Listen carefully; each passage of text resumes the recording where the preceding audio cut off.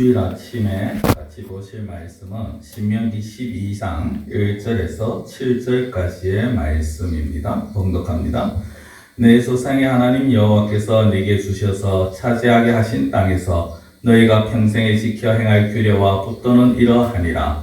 너희가 쫓아낼 민족들이 그들의 신들을 섬기는 곳은 높은 산이든지 작은 산이든지 푸른 나무 아래든지를 막론하고 그 모든 곳을 너희가 마땅히 파멸하며 그 제단을 헐며 주상을 깨뜨리며 아세라상을 불사르고 또 그 조각한 신상들을 찍어 그 이름을 그곳에서 멸하라.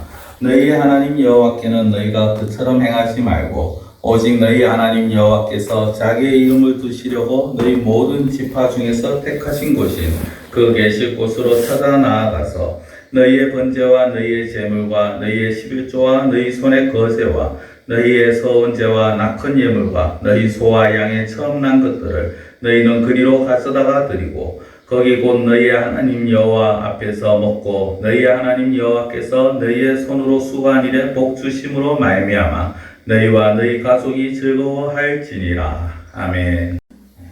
오늘부터 이제 주일 아침마다 신명기를 볼 것입니다. 지난주에 로마서를 다 끝냈고요.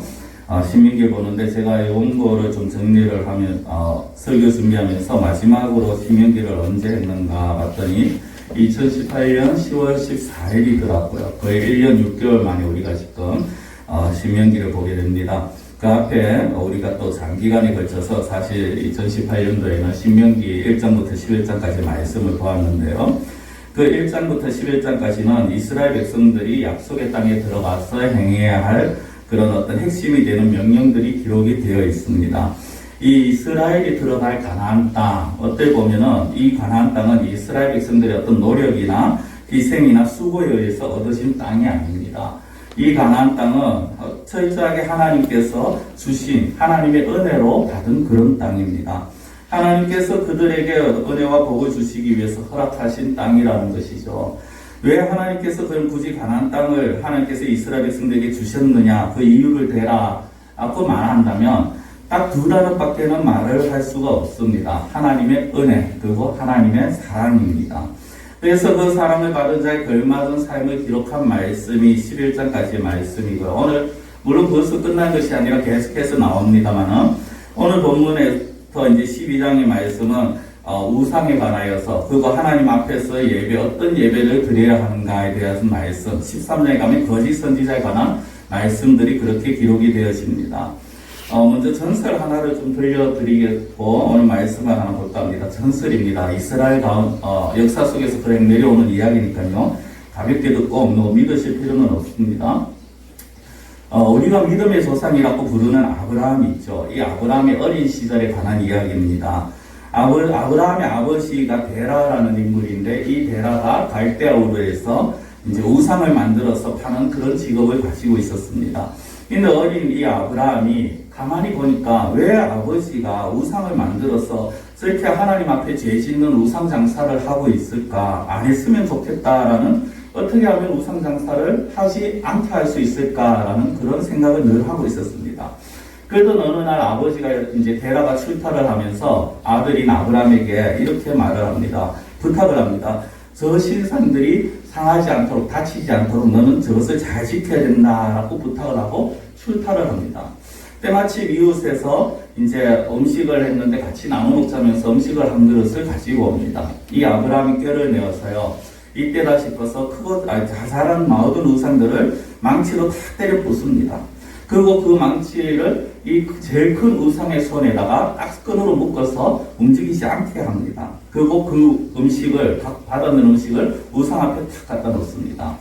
이제 외출하다 돌아온 아버지가 와서 보니까 모든 신상들이 보니까 다 부서졌는 겁니다. 목이 부러지고 팔다리가 꺾이고 허리가 부러진 그런 모습을 보고 화가 나고 놀란 이 아버지가 아브라함을 불러서 야단을 칩니다. 어떻게 도대체 신상을 어떻게 관리했느냐 했을 때 이 아브라함이 시침이 또 때문에 이렇게 말을 합니다. 이웃에서 떡을 갖고 왔길래 그것을 신상 앞에 놓았더니 신상들이 자기들끼리 서로 먹겠다고 싸우다가 제일 큰 신상이 다른 신상들을 다 부수었습니다 라고 그렇게 말을 합니다. 그래서 아버지 데라가 화가 나서 어떻게 저 흙덩어리가 또 나무 조각이 무슨 어떻게 살아서 단신상을 부수고 저렇게 부술 수 있고 또 떡을 먹을 수 있단 말이냐 하면서 막 야단을 치니까 이 아브라함이 그제서야 아버지 앞에 이렇게 말을 합니다. 그렇죠, 아버지. 생명도 없는 우상입니다. 흙덩어리입니다. 나무 조각입니다. 그런데 어떻게 저런 우상이 사람에게 명을 길게 해주고 복을 준다고 해 속여서 우상을 팔 수 있습니까? 이제 이런 일은 그만둬야 합니다. 라고 말을 합니다. 그리고 아버지는 그 말을 듣고 그렇구나, 내가 잘못 알았구나 생각했구나 하고는 그 직업을 버리고 가족들을 이끌고 갈대우르를 떠났다라는 그런 이야기입니다. 우상 숭배 어리석음에 대한 이야기고요. 성경에 기록된 내용이 아닙니다. 또 이것을 가지고 성경에서 이렇게 말하더라 이렇게 하시면 안 되고요. 또 사실 내가 믿으실 필요도 없습니다. 우리가 이제 이 이야기를 통해서 알 수 있는 것이 무엇입니까? 우상이 어떤 존재인가 하는 것을 우리는 잘 볼 수가 있죠. 성도 여러분, 우리는 분명한 것은 살아계신 하나님의 백성이라는 것입니다. 그래서 계속해서 하나님의 백성다운 삶을 말씀하고 계시는 거죠. 우리가 모세오경 특히 신명기서를 보면서 착각 속에 빠지지 말아야 될 것이 무엇이냐면 이 신명기의 주제를 오해하고 있는 것입니다. 그게 뭐냐면 많은 사람들이 신명기 가면요, 하나님의 명령을 따르면 복이요 따르지 않으면 저주다, 벌이다 이렇게 착각을 하고 있습니다. 그것은 신명기의 주제가 아닙니다. 겉으로 드러난 것은 그렇게 보입니다만은 실제 하나님께서 말씀해 주시는 이유는, 신명기에서 주시는 이유는 당신의 백성들에게, 그리고 오늘날 어떻게 보면 하나님을 믿는 우리들에게 이 신명기 주신 이유가 무엇입니까? 복과 저주 받는 이유를 잘 분별해서 복 받으면서 살아라, 이것이 아니라 하나님의 자녀로서의 신분을 너희들이 망각하지 말고 기억하고 그 신분에 걸맞는 삶을 살아라, 합당한 삶을 살아라, 이것이 신명기서의 주제라는 것입니다. 자, 오늘 본문을 보시면요, 제사가 나옵니다. 제사가 나오는데 여기에 보면은 우상도 나오고 제사가 나오는데요, 제사라는 것은 크게 사실 이 성경에서 보면은 두 가지 의미가, 두 가지로 사용이 되어집니다. 구약시대에는 하나님께 드리는 예배도 제사라고 표현을 했고요, 그리고 우상에게 드리는 제사도 제사라고 그렇게 표현을 합니다.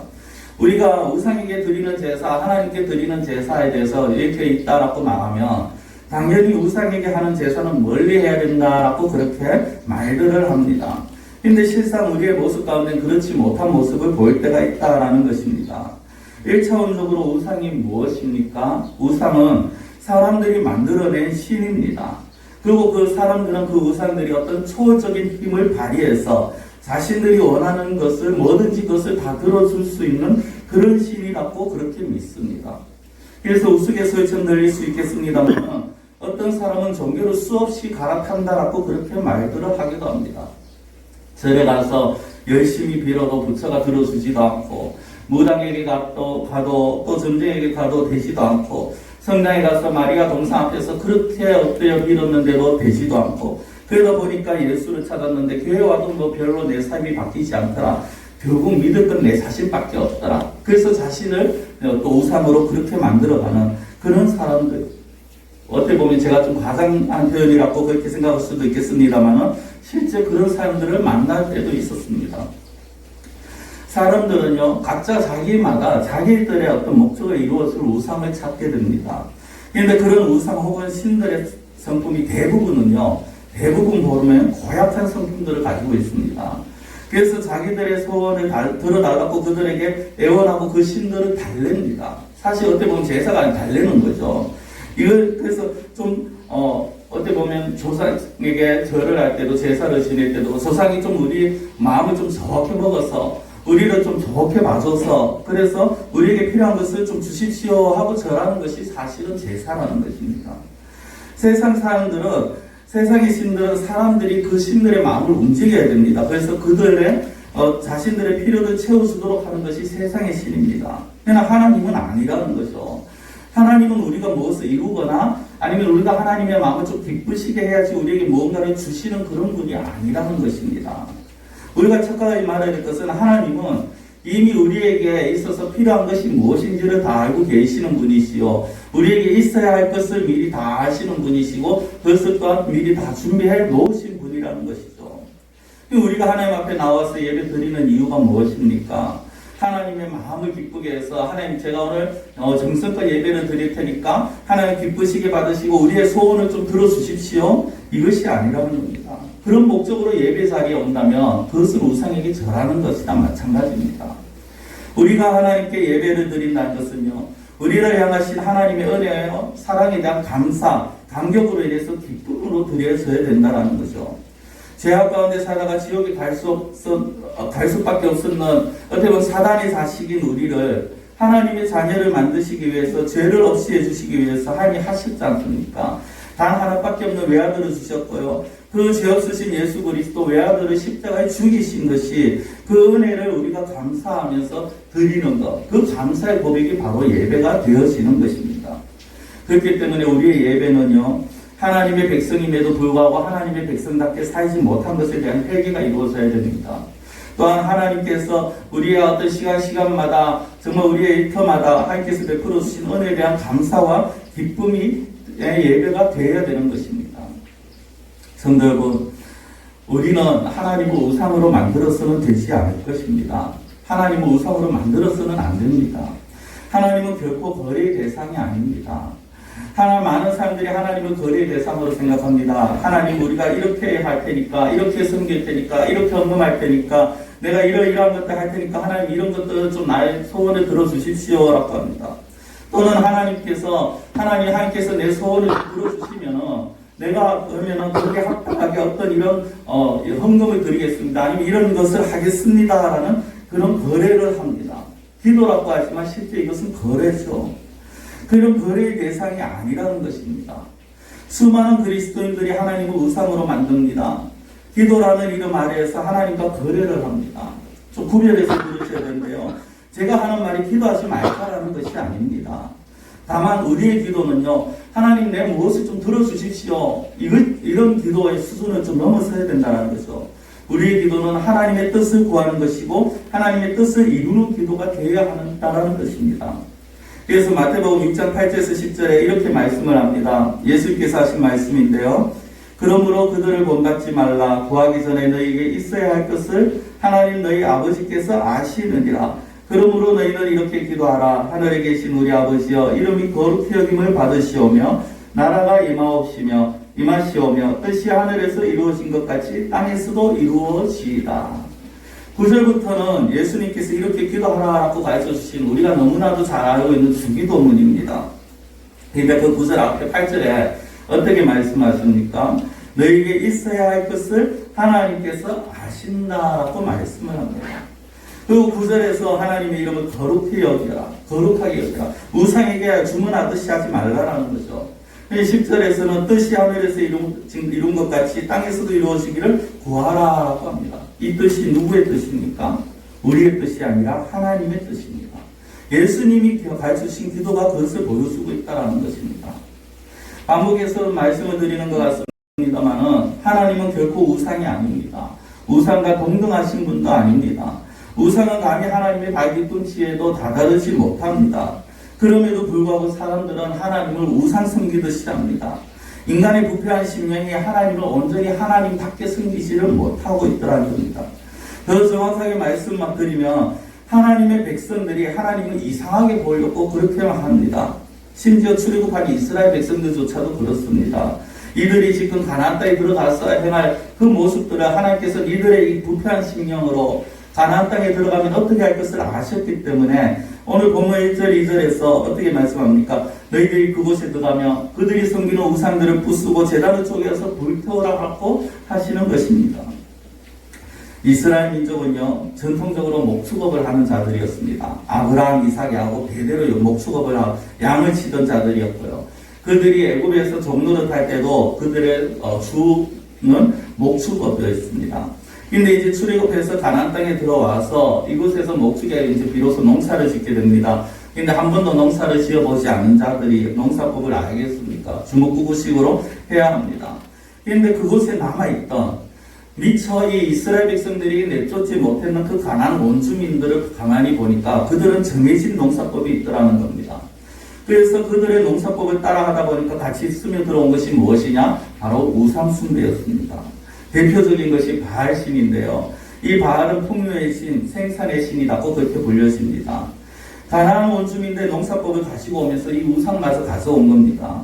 그래서 이 우상, 자기들에게 필요한 것을 만들어주는 그 우상, 이루어주는 힘으로 여기시는 그 우상에게 자신이 원하는 것을 요구하면서 그 앞에 무릎을 꿇지만 사실 우리가 잘 알고 있는 것이 무엇입니까? 우상들은요, 결코 우리의 것을 이루어줄 만한 힘이 없습니다. 자기를 섬기는 자들을 보호할 능력도 없습니다. 가장 큰 문제는 우상들은 결코 거룩하지 않다라는 것입니다. 대표적으로 앞서 말씀드린 바알이라는 이 신, 바알을 섬기는 제사법을 보면요, 그 앞에 사람들이 신도들이 바알에게 제물을 바칩니다. 그리고 그 앞에서 어떤 일을 하냐면 남녀간에 발굽었고 음란한 행위를 그 앞에서 합니다. 바알신 앞에서, 우상 앞에서. 그렇게 함으로써 바알을 즐겁게 하고 바알의 마음을 기쁘게 함으로써 그렇게 할 때 바알이 이 농작물의 생산량을 많게 해준다라고 그렇게 믿고 있는 것입니다. 결국 이 원주민들이 바알을 숨기는 이유도 무엇입니까? 자기의 만족이죠. 자기 만족을 위해서입니다. 오늘날로 말하자면요, 돈이 있어야겠고 권력도 있어야겠고 자녀도 잘 돼야겠고 세상적으로 좀 능력도 있어야겠는데 그런 것들이 있어야지 좀 행복할 것 같고 그런 것들이 있어야지 좀 내가 안심이 될 것 같은데 그런 것들을 어떻게 보면 그 마음 때문에 신을 이용하는 것이죠. 우상을 섬기는 가장 큰 이유가 뭐라고 보십니까? 결국 자기를 나타내는 겁니다. 자기의 만족을 위한 것입니다. 세상에서 다른 사람들이 나를 좀 알아봐줬으면 좋겠다는 겁니다. 돈도 좀 있고 힘도 있어서 다른 사람들이 나를 좀 무시 안 했으면 좋겠다는 거죠. 내가 어디에 가도 좀 세상 대편으로 안 꿀리게 살았으면 좋겠다는 겁니다. 근데 그렇게 하려고 하니까 필요한 것이 있고 그 필요한 것을 받기 위해서 내가 우상을 숨긴다라는, 신을 숨긴다라는 것이죠. 결국은 나를 드러내기 위해서 신이 필요하다라는 겁니다. 그러나 그리스도인은요, 하나님의 백성은 그러면 안 된다라는 거죠. 하나님의 백성들은 자기를 드러내는 것이 목적이 되어서는 안 됩니다. 우리의 삶의 목적이 나를 드러내고 다른 사람들이 나를 좀 알아봐주고 나를 인정해주고 그런 것이 목적이 되어서는 안 된다는 것입니다. 우리의 어떤 믿는 자의 삶, 그리스도인의 삶, 하나님의 백성의 삶의 목적은요, 나를 드러내는 것이 아니라 하나님을 드러내는 것이 되어야 한다는 것입니다. 그래서 로마서 14장 7절 8절 우리가 너무나도 잘 아는 말씀인데 제가 한번 읽어드리겠습니다. 우리 중에 누구든지 자기를 위하여 사는 자가 없고 자기를 위하여 죽는 자도 없도다. 우리가 살아도 주를 위하여 살고 죽어도 주를 위하여 죽나니 그러므로 사나 죽으나 우리가 주의 것이로다. 7절에 보면 누구든지 자기를 위해서 살고 죽는 자가 없다라고 그렇게 말합니다. 8절에서는 누구를 위해서 삽니까? 주를 위해서 살고 주를 위해서 죽습니다. 이것이 무슨 말입니까? 우리가 주의 것이기 때문에 모든 것이 주님을 위해서, 하나님을 위해서, 하나님을 드러내기 위해서 살아가야 된다라는 겁니다. 좀 거부가에 들으실 분들 계실지 모르겠습니다만은 내가 종교 생활하고 교회 다니는 거 다 내가 잘 먹고 잘 살기 위해서지. 내가 먼저 잘 돼야지 그 다음에 뭐 하나님은 좀 더 많이 섬기든지 잘 섬기든지 할 수 있지 않느냐 이렇게 생각하실 수도 있으실 겁니다. 인간적으로 100번 맞는 말이죠. 그러나 그렇게만 생각하신다면 그것은 하나님을 우상과 동일시한다라는 것입니다.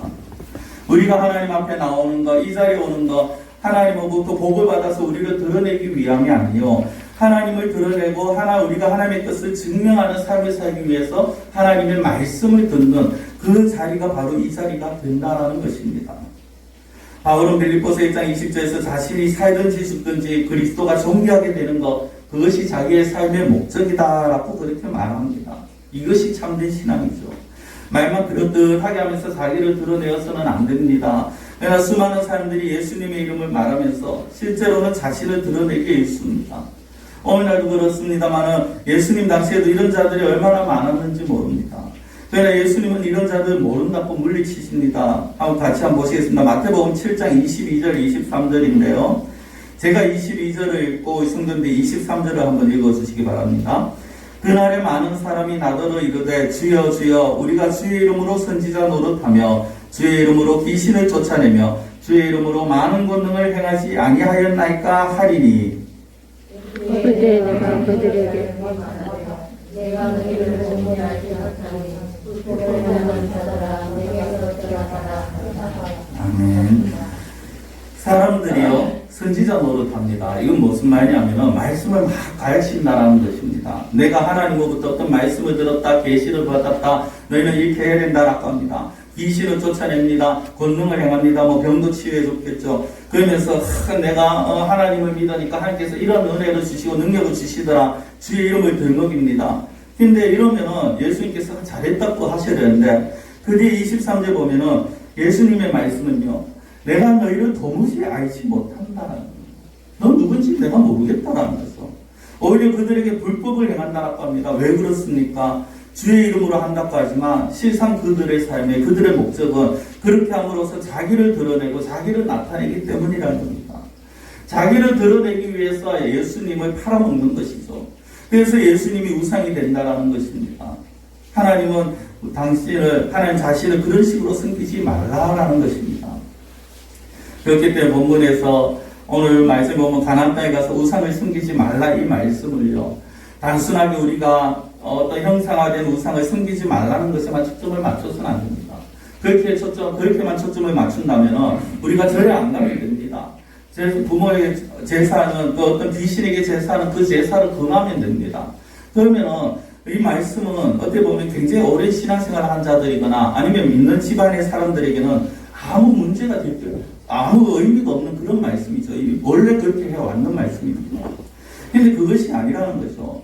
이 말씀은 오늘 본문의 말씀은요. 하나님을 섬기되 어떻게 섬겨야 하는가 하는 것에 대한 문제라는 것입니다. 성경의 신명기의 대상이 누굽니까? 불신자들 아닙니다. 가나안 이방인들 아닙니다. 하나님을 믿고 따르는 이스라엘 백성들입니다. 하나님을 섬기는 하나님의 백성들에게 주시는 말씀이 신명기입니다. 그럼 이 말씀은 결국은요. 너희들이 올바른 신앙을 가져서 하나님을 좀 제대로 섬기라 라고 하시면서 주시는 말씀이라는 겁니다. 하나님을 온전히 믿고 따르는 자가 매 순간마다 하나님을 붙잡아야 된다는 것이죠. 어떤 특별한 상황에서 자기에게 필요할 때만 찾는 그런 하나님이 되어서는 안 된다라는 것입니다. 바울이 데살로니가 5장 16절에 보면 우리가 너무나도 잘 아는 말씀을 합니다. 항상 기뻐하라, 쉬지 말고 기도하라, 범사에 감사하라. 우리가 너무나 잘 알죠. 그리고 그렇게 하는 것이 마리 18절 보면 그리스도 예수 안에서 우리를 향하신 하나님의 뜻이니라 라고 그렇게 말씀을 합니다. 항상 쉬지 말고 범사에 우리는 이 말을 너무나도 기억을 하고 있고 너무나 잘 알고 있습니다. 근데 이것을 오해했어요. 이 말씀 때문에 내가 슬퍼도 괴로워도 무조건 하고 기뻐하고 기도하고 감사해야 된다. 그런 의미가 아니라는 겁니다. 그건 1차원적인 거죠. 이것은 이 데살로니가 5장 16절의 이 말씀은요. 하나님이 우리를 기쁘시게 하시겠다라는 것입니다. 하나님께서 언제나 우리를 지켜보시고 우리에게 귀를 기울이시겠다라는 겁니다. 우리의 기도를 들으시겠다는 거죠. 하나님께서 언제나 모든 일에 감사하도록 우리를 지켜주시겠다. 그러니까 너희들은 내가 너희를 기쁘게 할 것이니까 너희는 항상 기뻐해라. 내가 너희를 언제나 지켜주고 너희의 귀에 귀를 기울일 것이니까 너희는 언제든지 기도해라. 내가 너희를 모든 일에 감사할 수 있도록 이끌어 갈 테니까 너희는 지금 힘들다고 불평하지 말고 감사할 수 있어라. 이 말씀인 것입니다. 이런 하나님이 가나안에 들어가 이스라엘 백성들에게 지금 오늘날 우리들에게 요구하시는 것은요. 우상을 제거하고 하나님을 사랑하라라는 것입니다. 본문 2절 3절에서 우상을 제거하라라고 하신 하나님께서 4절에서는 하나님께는 우상에게 하듯이는 하지 말라라고 그렇게 말씀하시죠. 5절부터는 하나님께 나와 제사를 드리라고 하고 7절에서는 너희 하나님 여호와 앞에서 먹으라고 합니다. 6절에 보면 제사의 종류가 나옵니다만은 이런 종류 의미도 중요합니다만은 그만큼 하나님 앞에서 온전히 바치라는 겁니다. 우리의 모든 생애를 하나님 앞에 바치라는 겁니다. 이것을 우리가 좀 오래됐습니다만 신명기 6장 5절에서 이렇게 말씀을 하고 있습니다. 신명기 6장 5절에 보면요. 너는 마음을 다하고 뜻을 다하고 힘을 다하여 내 하나님 여호와를 사랑하라. 사랑하라. 신명기 10장에서 하나님의 요구가 12장에서 하는 말씀은요. 결국 무엇입니까? 10장에 보면은 하나님을 사랑하고 마음과 뜻을 다하여 하나님을 섬겨라. 이것이 하나님의 요구라고 나옵니다.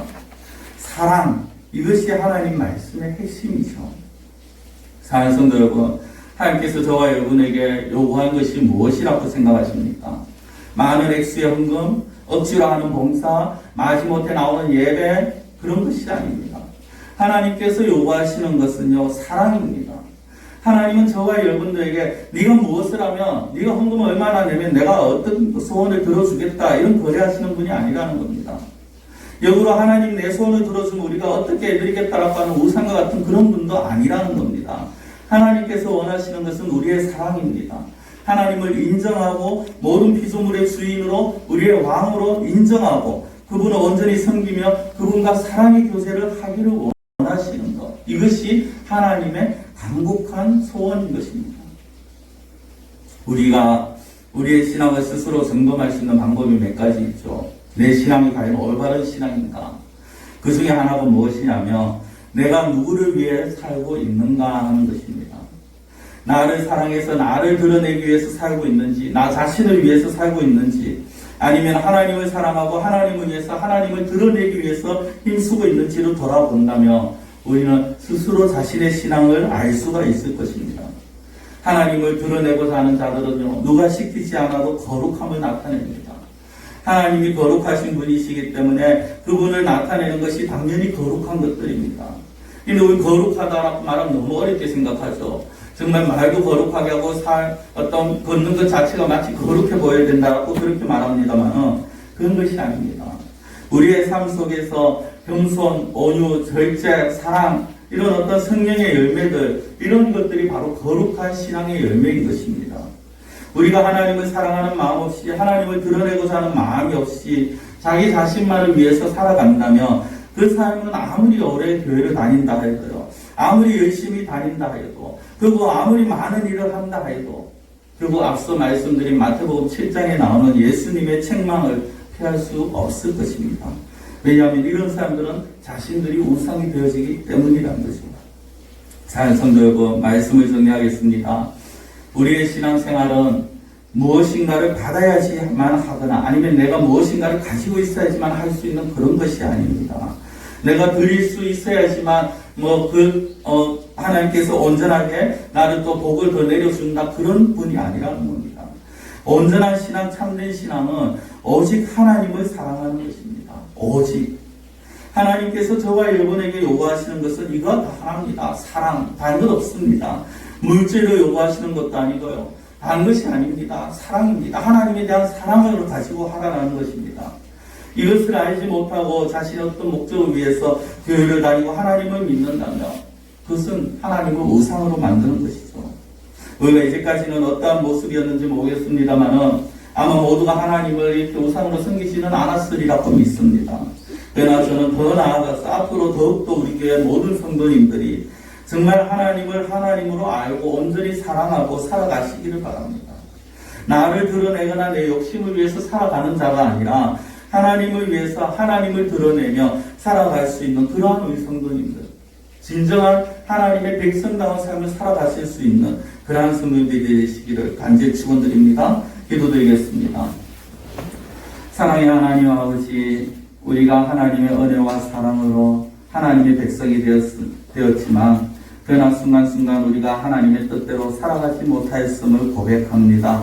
하나님의 말씀을 쫓아서 하나님의 백성답게 살지 못하였음을 고백합니다. 심지어는 우리가 정말 기도라는 명목 아래 하나님을 참으로 거리의 대상으로 우상으로 그렇게 섬기지는 않았는지 다시 한번 우리 자신을 돌아보며 회개합니다. 하나님, 이제는 우리가 정말 하나님을 우상처럼 섬기지 않게 하여 주시옵시고 그 어떤 우상도 그 어떤 것도 또 우리 자신조차도 우상이 되어지지 아니하도록 하나님 저희들을 지켜주시옵시고 오직 하나님만을 사랑하며 하나님을 향한 열심과 하나님을 향한 믿음으로 모든 것을 해나갈 수 있는 그러한 저희들의 삶이 되게 하여 주시옵소서. 하나님께서 베푸신 그 사랑을 늘 기억하며 우리 역시 하나님을 늘 사랑하며 살아갈 수 있는 그러한 성도의 삶을 살아갈 수 있기를 원하옵고 모든 것을 예수님의 이름으로 기도드리옵나이다. 아멘.